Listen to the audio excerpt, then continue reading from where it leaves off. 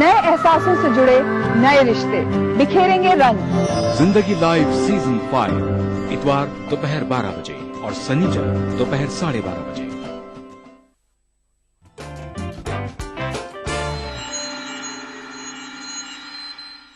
Break के बाद एक बार फिर इस्तकबाल है आपका अक्सर रसोई में, और मैं हाजिर हूं एक नई रेसिपी लेकर जिसका नाम है स्टफ्ड एग।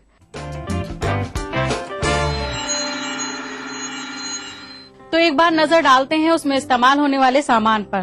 तो हमें चाहिए उबले हुए अंडे, क्रीम, पिसी हुई काली मिर्च, उबली हुई मछली, काला नमक और सजाने के लिए धनिया पत्ती। तो सबसे पहले हमें मिक्स करने हैं सामान को। इसके लिए एक बाउल लेंगे और उबली हुई मछली, क्योंकि मैंने पहले उबाल कर रखी है, तो ये लेने हैं हमें। और इसके जो कांटे हैं वो बहुत एहतियात से हमें निकालने हैं।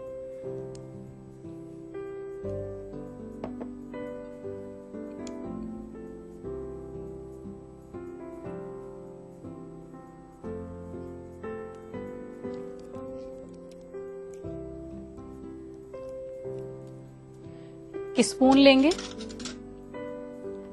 और उससे हम चेक करेंगे कि इसमें कहीं कांटे तो नहीं है।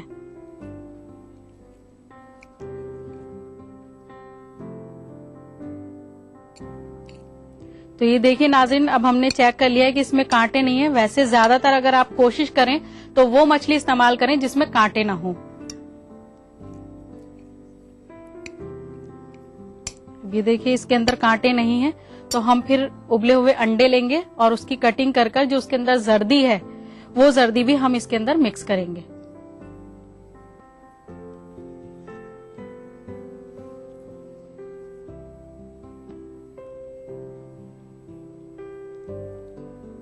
कटिंग बहुत एहतियात से करेंगे कि कहीं जर्दी जो है हमारी वो गिर ना जाए।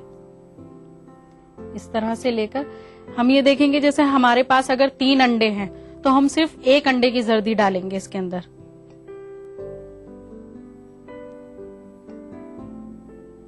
और बहुत एहतियात के साथ हमें जर्दी निकालनी है ताकि अंडे हमारे टूट ना जाएं।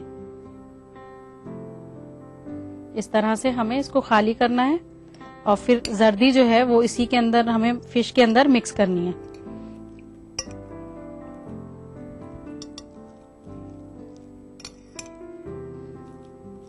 ये जब जर्दी इसके अंदर मिक्स हो जाएगी तो हम इसके अंदर थोड़ी क्रीम लेंगे,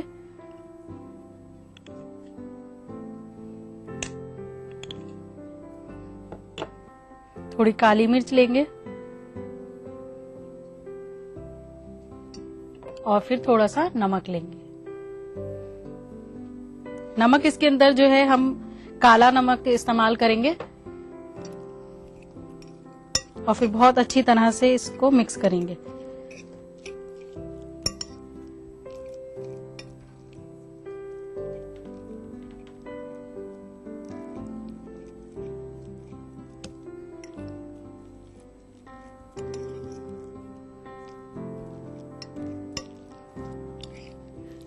ये मिक्सचर जो है हमारा बनकर तैयार हो चुका है। अब हम अंडे की कटिंग कर कर दोबारा से और इसकी जर्दी बाहर निकालेंगे।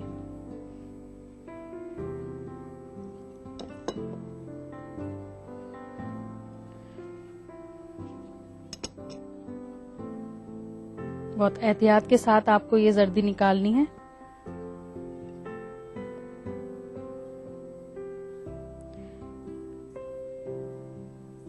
नाज़रीन, कुछ बच्चे होते हैं कि वो अंडा खाना पसंद नहीं करते, या बहुत से बच्चे ऐसे होते हैं कि वो मछली खाना पसंद नहीं करते। तो ये रेसिपी एक ऐसी चीज है कि जैसे जो अंडा खाना पसंद नहीं करता आप उसको फिश कहकर खिला सकती हैं, या जो फिश खाना पसंद नहीं करता आप उसको अंडा कहकर खिला सकती हैं। यानी कि हमारे जिस्म के अंदर जो है विटामिन पहुंच जाएंगे।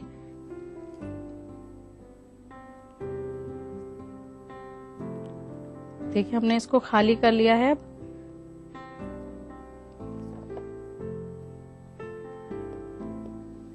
उसके बाद फिर ये मिक्सचर हमें थोड़ा थोड़ा एग के अंदर स्टफिंग करनी है इसकी।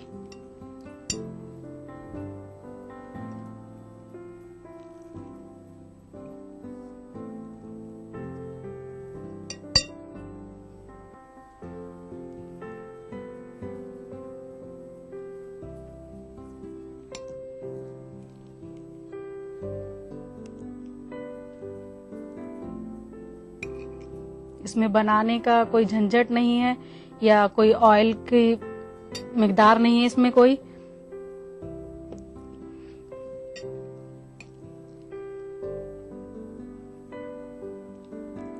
ये फुली न्यूट्रिशन और विटामिन से भरपूर ग़िज़ा है।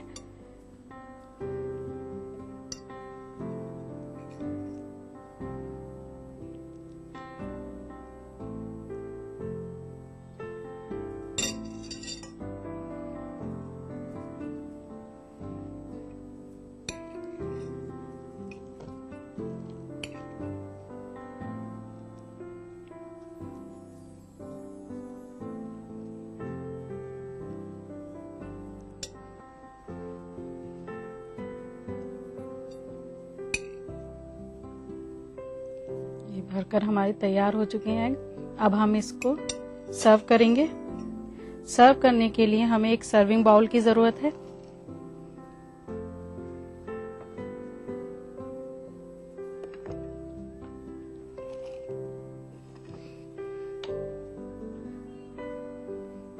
सर्व करने के लिए हमें पहले इनको सजाना है अच्छी तरह से, और सजाने के लिए जो हम इस्तेमाल करेंगे वो है हरा धनिया, क्योंकि ये पूरा वाइट है, इस वजह से हम थोड़ा कलरफुल करने के लिए इसको हरे धनिये से सजाएंगे।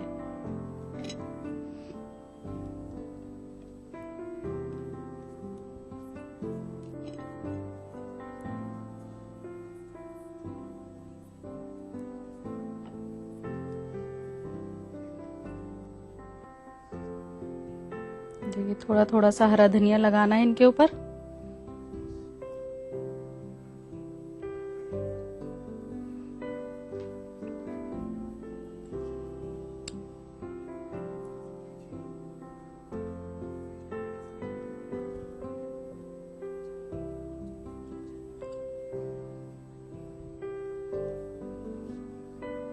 तो नाजरीन, तैयार है हमारी रेसिपी स्टफ्ड एग।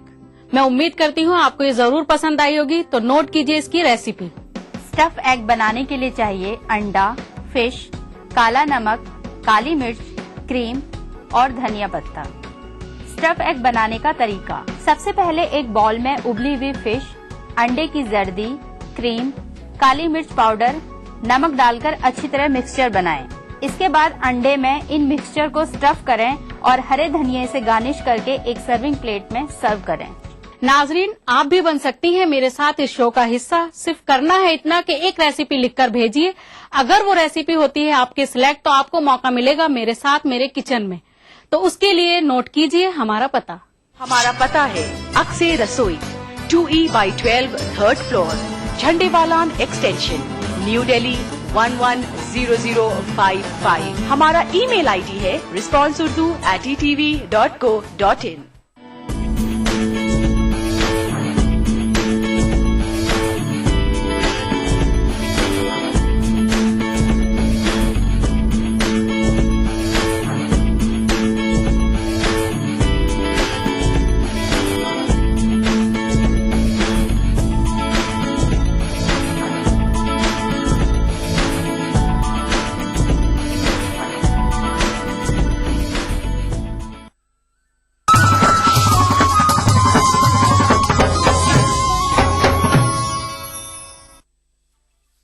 खूबी यही नहीं है कि अंदाज़ो नाज हो,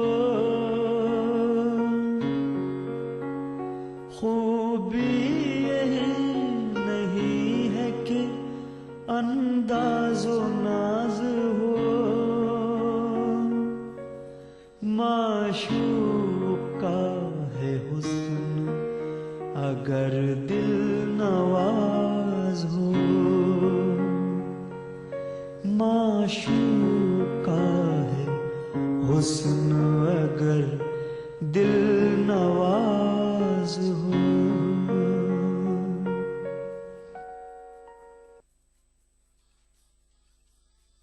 टीवी उर्दू पर अगला प्रोग्राम।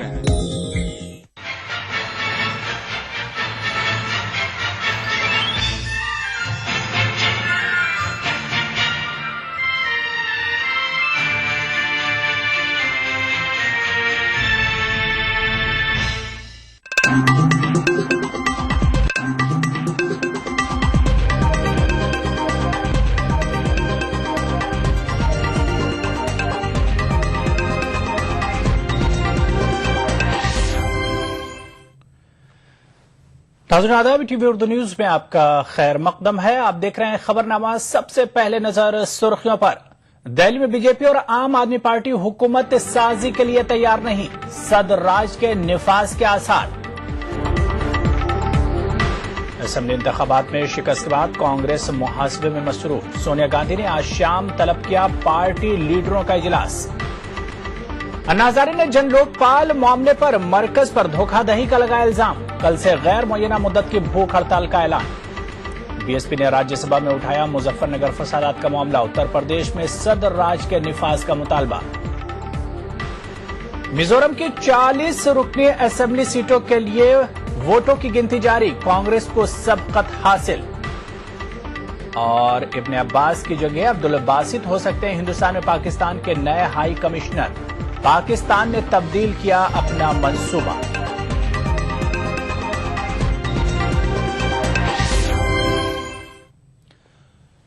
खबरनामे में सबसे पहले रुख दिल्ली का करेंगे, जहां आम आदमी पार्टी ने हुकूमत तश्कील देने की बीजेपी की पेशकश को मुस्तरद कर दिया है। आम आदमी पार्टी का कहना है कि बीजेपी बड़ी सियासी जमात के तौर पर उभरी है, लिहाजा वो हुकूमत साजी के लिए आगे बढ़े। आम आदमी पार्टी ने कहा है कि वो तामीरी अपोजिशन का रोल अदा करेगी।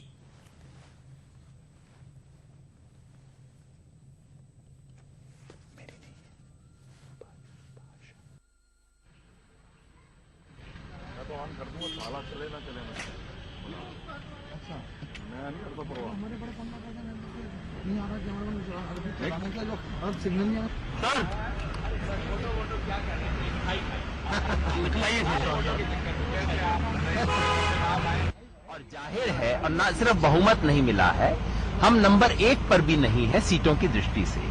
तो जाहिर है भारतीय जनता पार्टी, जिसे कि सबसे अधिक सीटें मिली हैं, उनका अधिकार है और उनकी जिम्मेवारी है कि वो सरकार बनाने की कोशिश करें। जब वो परिणाम मिलेगा उसके बाद हम कुछ बताने की स्थिति में होंगे। जहां तक हमारा बाहर से समर्थन देने को तैयार है तो आपको क्या दिक्कत हो सकती है? मैं बड़ा विचित्र स्थिति इसे समझ रहा हूं कि जो 1 नंबर की पार्टी है वो 2 नंबर की पार्टी से कह रही है, दूसरे पायदान पे है कि आप सरकार क्यों नहीं बना रहे। ये बड़े अजीब तरह के खेल यहां हो रहे हैं। उधर बीजेपी का कहना है कि वो दिल्ली में जोड़ तोड़ की सरकार नहीं बनाएगी। बीजेपी लीडर कीर्ति आजाद ने आम आदमी पार्टी की शानदार जीत पर मुबारकबाद भी पेश की।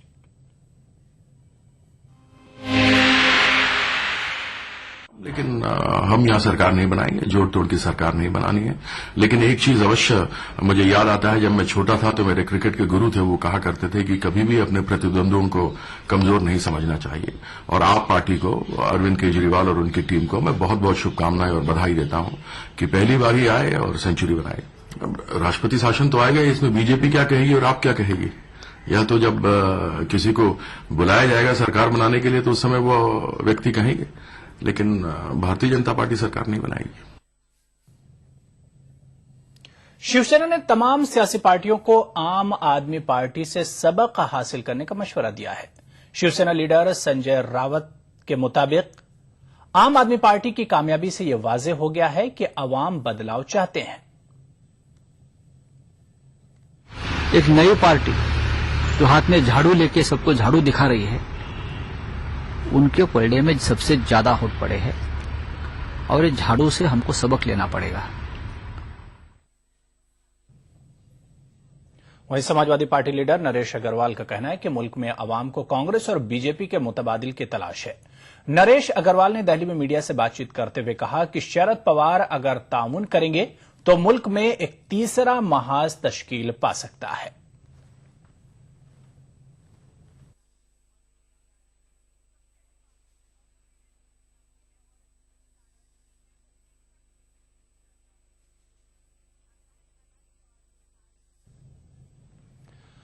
कांग्रेस सदर सोनिया गांधी ने आज शाम पार्टी लीडरों का एक इजलास तलब किया है, जिसमें 4 रियासतों में हुए असेंबली इंतखाबात के नताइज पर गौर किया जाएगा। इस इजलास में राजस्थान, मध्य प्रदेश, छत्तीसगढ़ और दिल्ली के पार्टी इंचार्जों को तलब किया गया है।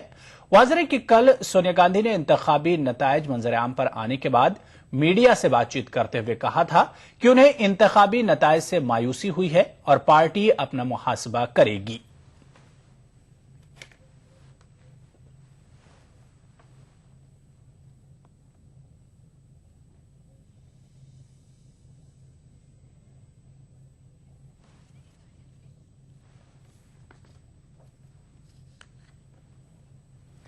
साबिक आईपीएस अफसर किरण बेदी ने कहा है कि बीजेपी और आम आदमी पार्टी को मिलकर दिल्ली में हुकूमत तश्कील देनी चाहिए। दिल्ली में मीडिया से बातचीत करते हुए किरण बेदी ने कहा कि दिल्ली के अवाम ने कांग्रेस को मुस्तरद करके आम आदमी पार्टी और बीजेपी के हक में वोट दिया है, लिहाजा इन दोनों पार्टियों को कम से कम मुश्तरका प्रोग्राम बनाकर हुकूमत तश्कील देना चाहिए। उधर आम आदमी पार्टी ने किरण बेदी की पेशकश को मुस्तरद कर दिया है। The Congress, but they voted in the BJP and they voted in the AAP. Now, it's a split verdict. What do you do if it's a split verdict? Well, you have a hung parliament, you go back to elections. But before you do that, I'm just saying the onus is on both the parties. Because it's a split verdict, it's an onus on both the parties to find a common ground to govern. If they can't find a common ground, well, they go back for re-elections. But at least an effort should be made to find a common ground on Bijli, Pani, security, governance, Lokayukta, so many things. What if you have a common ground? Party ने अपनी राय बिल्कुल स्पष्ट रखी हुई है कि हमें लगता है कि जनता ने अभी तक हमें इस बात का जनादेश नहीं दिया है कि हम सरकार पूरी तरह से बनाएं। हमारा स्टैंड बहुत क्लियर है, क्योंकि ये चुनाव हमने उन मुद्दों पे लड़ा था जिन मुद्दों पर हमारी कांग्रेस और बीजेपी दोनों से टकराहट थी, और दोनों उन मुद्दों पर हमसे बिल्कुल भिन्न विचार रखते हैं, और इसलिए उनके साथ किसी भी तरह की सरकार बनाना शायद हमारे लिए संभव नहीं है। तो अभी तक हम इस बात पे कोई भी निर्णय नहीं ले सके। हमारा निर्णय बिल्कुल पुख्ता है कि हम अब न समर्थन देंगे और न समर्थन। पुरानी सहयोगी आपकी आई हैं। 4 रियासतों दिल्ली, राजस्थान, मध्य प्रदेश और छत्तीसगढ़ के असेंबली इंतखाबात में कांग्रेस का सफाया हो गया है। बीजेपी ने चारों रियासतों में शानदार मुजाहरा किया। दारुल हुकूमत दिल्ली में सबसे ज्यादा चौंका देने वाला मुजाहरा आम आदमी पार्टी ने किया। राजस्थान और दिल्ली में कांग्रेस बरसरे इक़्तिदार थी, जबकि छत्तीसगढ़ और मध्य प्रदेश में बीजेपी का कब्जा था। बीजेपी अपनी दोनों रियासतों में इक़्तिदार बरकरार रखने में कामयाब रही है। मजीद ये कि बीजेपी ने कांग्रेस से राजस्थान का किला भी छीन लिया है। इसके अलावा दिल्ली में भी बीजेपी ने कांग्रेस को शिकस्त पाश दी है। दिल्ली के नताइज सबके लिए चौंकाने वाले रहे। अरविंद केजरीवाल की क़यादत वाली आम आदमी पार्टी ने तवक्कुआत से बेहतर मुजाहरा किया। आम आदमी पार्टी ने गैर मुतवक्का तौर पर 28 सीटों पर जीत हासिल की। पार्टी का चेहरा तस्लीम किए जाने वाले अरविंद केजरीवाल ने अपनी हरीफ शीला दीक्षित को हैरत अंगेज तौर पर 22,000 वोटों से शिकस्त दी। मेरी जीत नहीं है, ये नई दिल्ली विधानसभा के लोगों की जीत है।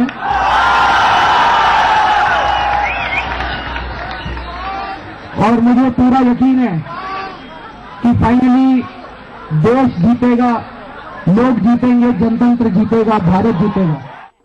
70 रुकनी दिल्ली असेंबली में बीजेपी को 32 सीटें, आम आदमी पार्टी को 28 और कांग्रेस को 8 और दीगर को 2 सीटें मिली। जीत गया भाई, जीत गया, आम आदमी जीत गया, जीत गया भाई, जीत गया।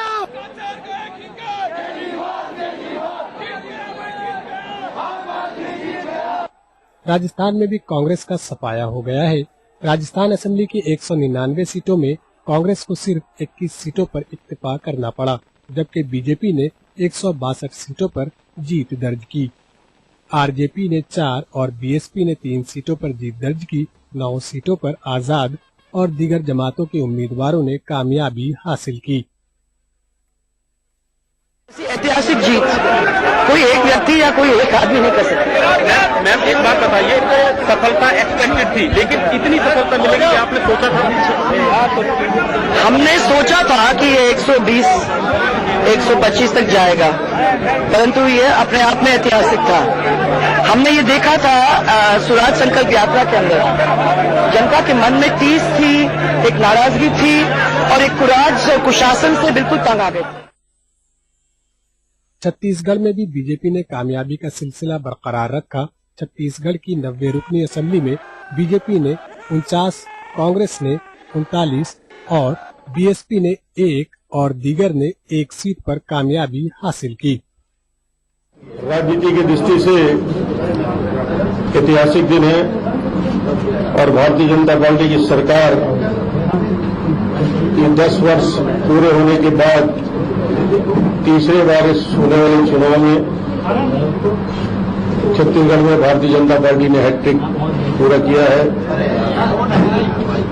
छत्तीसगढ़ के 2.5 करोड़ जनता को मैं यह जीत समर्पित करता हूं, क्योंकि उनके आशीर्वाद से ही छत्तीसगढ़ में ऐतिहासिक विजय हासिल हुई है। मध्य प्रदेश के इंतखाबी नतायज भी कांग्रेस के लिए गम और बीजेपी के लिए खुशी का पैगाम लेकर आए। मध्य प्रदेश की 230 रुकनी असेंबली में बीजेपी ने 165 सीटों पर, कांग्रेस ने 58 पर, बीएसपी ने 4 पर और दीगर ने 3 सीटों पर कामयाबी हासिल की।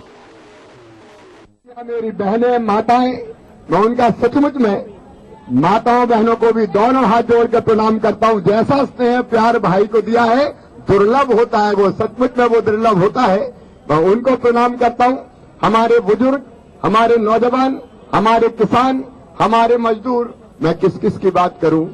भारतीय जनता पार्टी का ये सौभाग्य है कि सबका स्नेह और प्यार हमने हासिल किया है, और इसलिए प्रदेश की 6.5 करोड़ जनता को मैं प्रणाम करता हूं।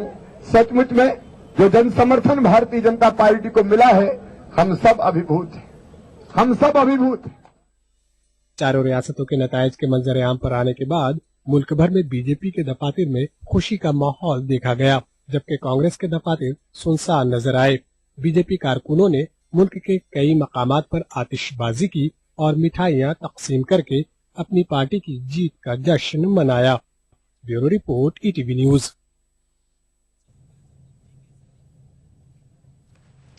तो खबरनामे में फिलहाल लेंगे छोटा सा ब्रेक, कुछ और खबरों के साथ जल्द हाजिर होंगे।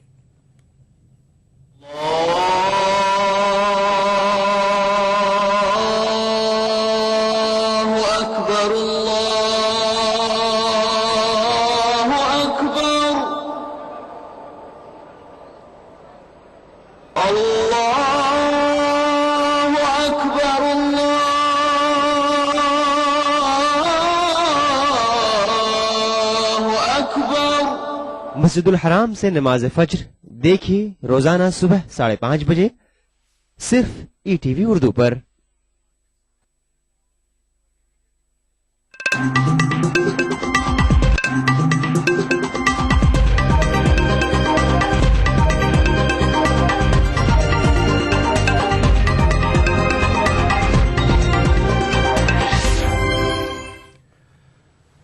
ब्रेक के बाद आगे बढ़ेंगे। मध्य प्रदेश के वजीर आला शिवराज सिंह चौहान ने आज रियासत के गवर्नर से मुलाकात की और अपना और काबीना का इस्तीफा पेश किया।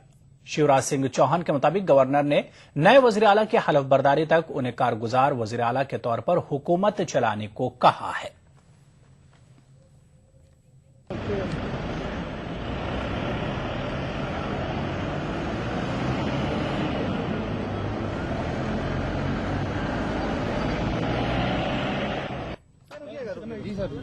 मुख्यमंत्री के पद से अपना मंत्रिमंडल सहित इस्तीफा मानवर राज्यपाल महोदय को सौंप दिया। महाराज्यपाल महोदय ने नए मुख्यमंत्री के शपथ लेने तक मुझे और मंत्रिमंडल के सदस्यों को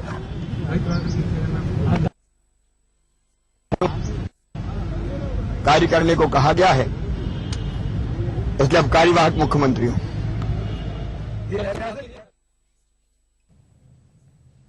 बीजेपी और आम आदमी पार्टी के शानदार मुजाहरे के बाद कांग्रेस खुद एहतिसाबी की बात कर रही है। वहीं सीपीआई का कहना है कि जहां भी अवाम को कांग्रेस और बीजेपी का मुतबादिल मिलेगा, अवाम इस मुतबादिल के साथ जाएंगे।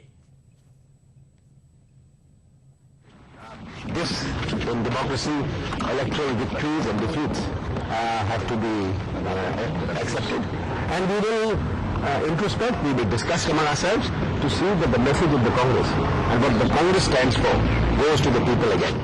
मेरे ख्याल से सारे वतन को चिंतन की जरूरत है।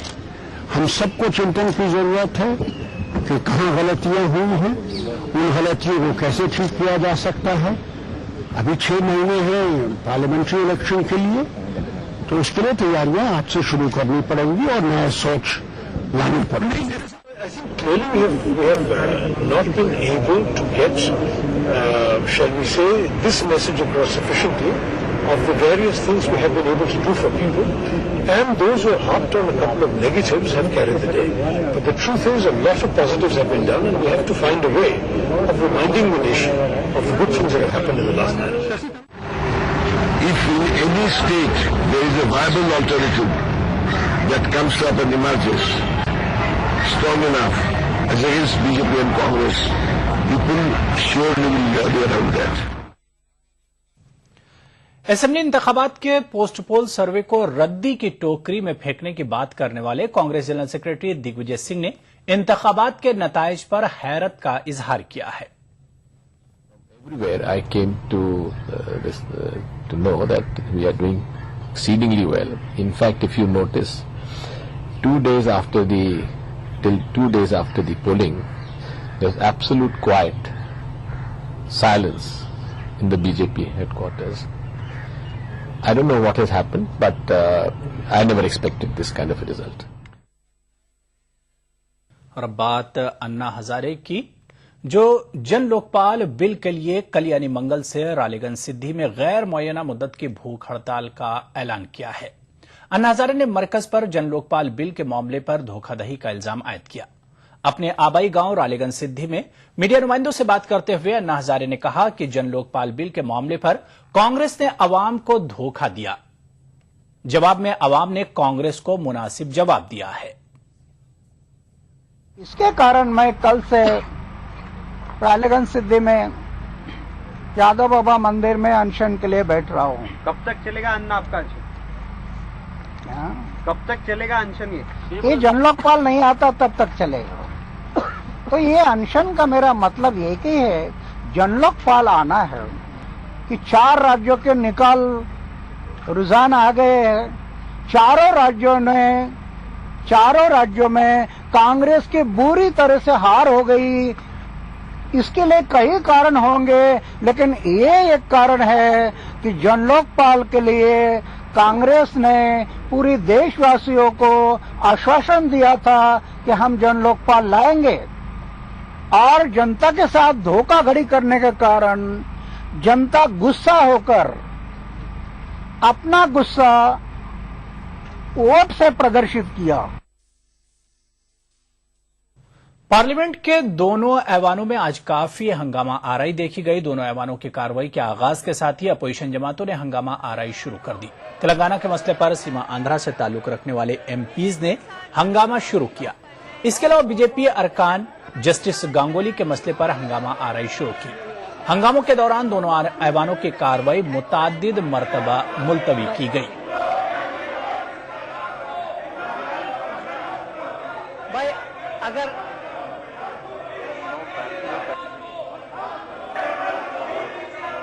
प्लीज उधर बीएसपी ने उत्तर प्रदेश में सदराज के निफाज का मुतालबा दोहराया है। बीएसपी सरबराह मायावती का कहना है कि यूपी हुकूमत मुजफ्फरनगर फसादात पर बरवक्त काबू पाने में नाकाम रही है। पार्लियामेंट के अहाते में मीडिया से बात करते हुए मायावती ने बताया कि बीएसपी के अरकान पार्लियामेंट ने दोनों ऐवानों में मुजफ्फरनगर फसादात का मामला उठाया। मायावती ने मुतालबा किया कि दोनों ऐवानों में वक्फे सवालात को मुलतवी करके मुजफ्फरनगर फसादात मामले पर बहस की जानी चाहिए। बीएसपी सरबराह ने इल्जाम आयद किया कि यूपी में लॉ एंड ऑर्डर की सूरत हाल इंतहाई खस्ता है। तो ये मुद्दा काफी तो इसको लेकर क्योंकि पूरे